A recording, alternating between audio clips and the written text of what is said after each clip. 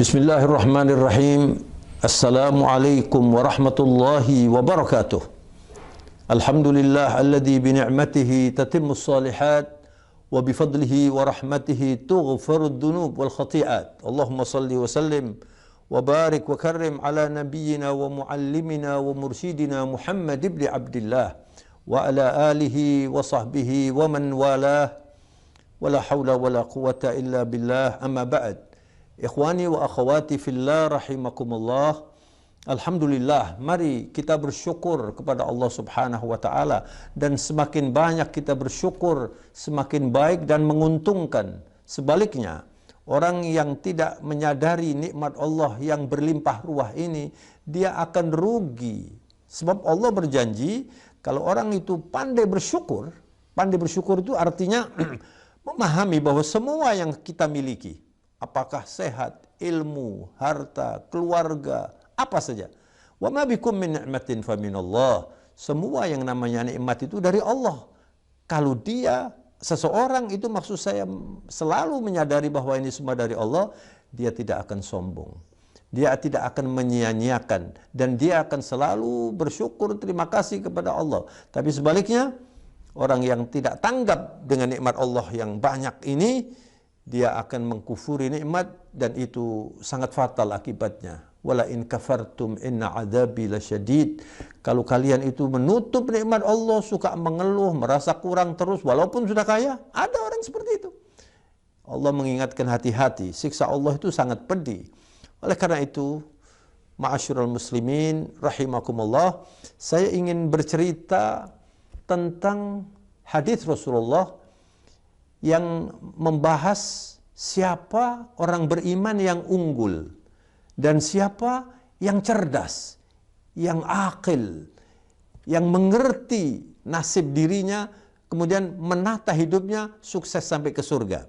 Suatu ketika Rasulullah dengan para sahabat, hadis ini diriwayatkan oleh Ibn Umar, Abdullah Ibn Umar radhiyallahu anhuma, beliau mengisahkan, kuntu ma'a Rasulillahi sallallahu alaihi wasallam faja'ahu rajulun minal ansar fasallama ala nabi sallallahu alaihi wasallam. Jadi ketika Ibn Umar dengan para sahabat berkumpul dengan Rasulullah, datang seorang dari golongan Ansar mengucapkan salam kepada Rasulullah, kemudian bertanya, "Ya Rasulullah, ayyul mu'minina afdal?" Wahai baginda Rasul, orang beriman itu yang paling unggul, yang paling utama, yang paling baik itu yang bagaimana? Lalu Nabi menjawab, ahsanuhum khuluqa. Masya Allah, luar biasa jawabannya ini. Yang paling baik adalah yang paling baik akhlaknya.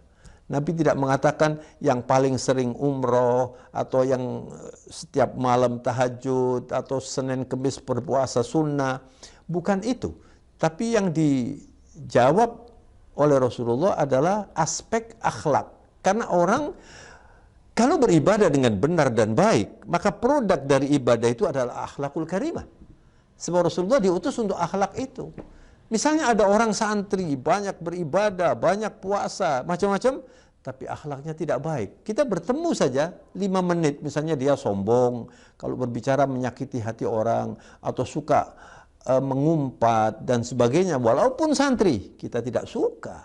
Dan Rasulullah juga lugas sekali jawabannya, yang paling unggul adalah yang paling baik akhlaknya. Pertanyaan yang kedua, wa fa ayyul mu'minina aqyas ya Rasulullah? Kalau yang paling pandai orang beriman yang bagaimana ya Rasulullah? Nabi tidak menjawab yang berpendidikan tinggi, atau kalau bahasa kita sekarang itu bergelar panjang, atau yang pangkat, atau yang populer di mana-mana dikenal karena dia orang hebat. Bukan itu jawaban Rasulullah.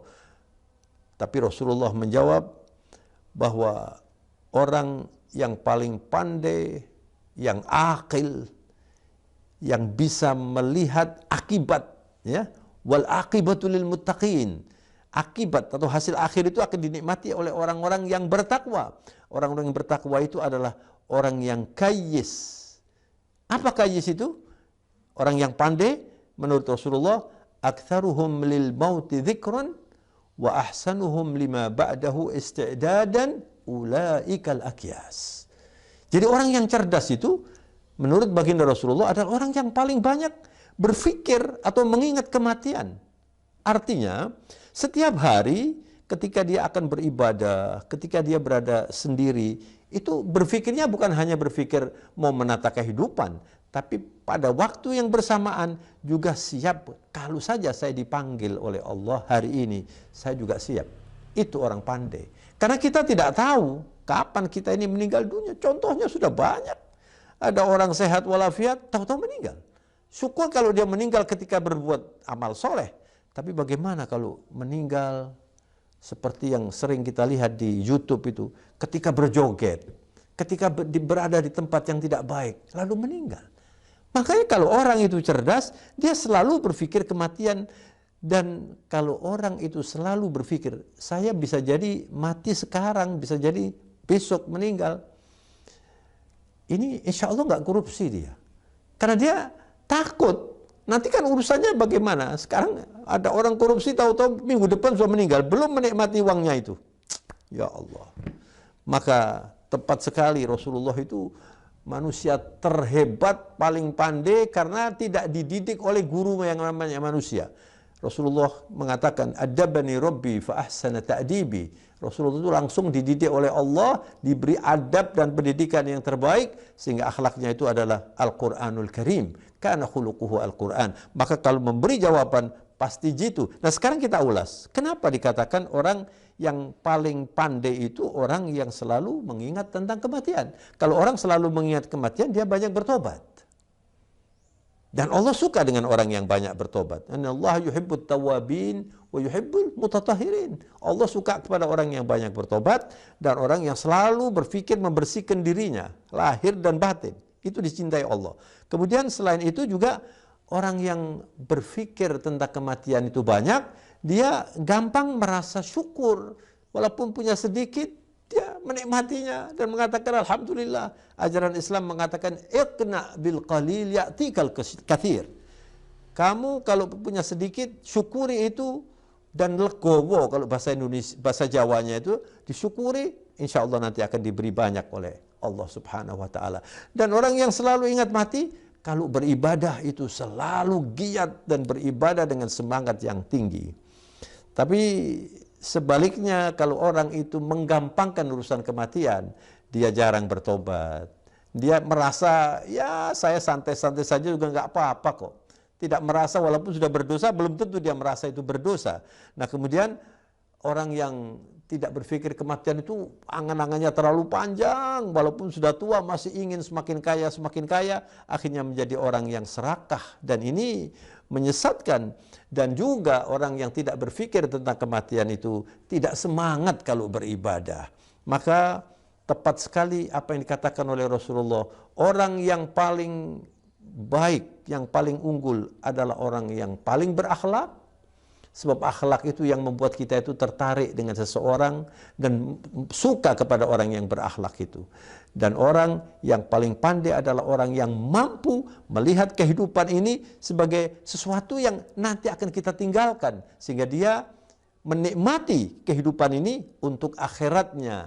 Dia kalau misalnya kaya, kayanya digunakan untuk mengantarkan dia menjadi orang yang matinya husnul khotimah. Demikian juga kalau dia pandai, kalau dia pangkat dan seterusnya, semuanya diarahkan untuk kepentingan akhiratnya. Dan barang siapa berpikir tentang akhirat, maka dunianya dibuat baik oleh Allah Subhanahu wa taala.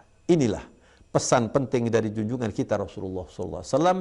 Semoga bermanfaat bagi kita. Mari kita selalu introspeksi agar kita tidak salah jalur. Wabillahi taufiq wal hidayah. Thumma assalamu alaikum warahmatullahi wabarakatuh.